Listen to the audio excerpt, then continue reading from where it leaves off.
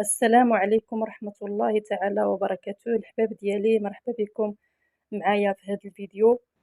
اولا نبداو بالصلاة والسلام على الحبيب المصطفى عليه افضل الصلاة والسلام. اليوم ان شاء الله غادي نوجدوا واحد الكيك بطريقة مختلفة، نتمنى تتابعوا معايا الفيديو من الاول حتى الاخير.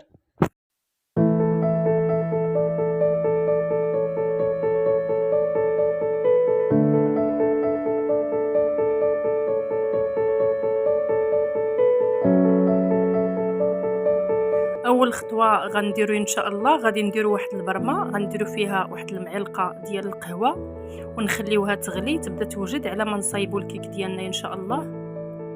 اولا غادي نديرو البيض ديالنا ان شاء الله، غادي نهرسو البيض ونزيدو عليه قبيصه ديال الملح، من بعد غنزيدو السكر وغنضربو مزيان، نبداو نضربوه شويه بشويه. من بعد غادي نزيدو الزيت مباشره، غير ما نخويوهاش دقه واحده، غنخويو شويه بشويه. غادي نضيفو الكاس ديال الحليب حتى هو شويه بشويه، ما كنوقفوش من التضرب وحنا كنضربو. ومن بعد غادي نزيدو ان شاء الله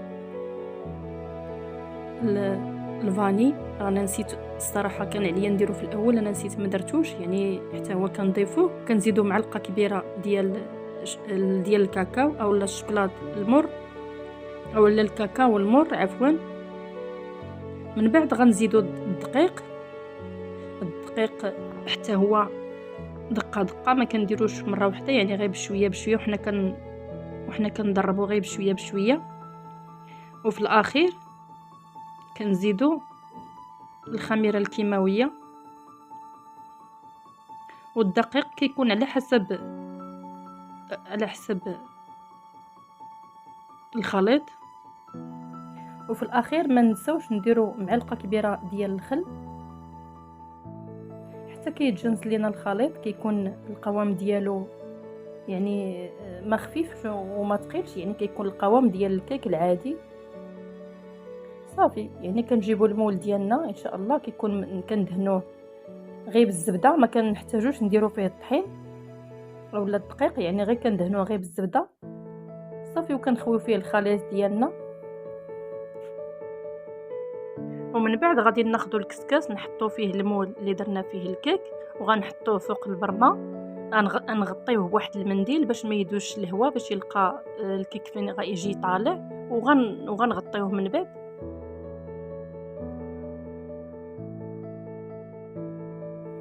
الكيك ديالنا كيجي بحال هذا الشكل هذا، كيجي طالع وكيجي خفيف. نتمنى انكم تجربوه وتردوا عليا في التعاليق. وكيبقى التزيين على حسب الاختيار، كل واحد شنو كيبغي باش يزين الكيك ديالو. يعني انا زينته بالصوص الشوكولا.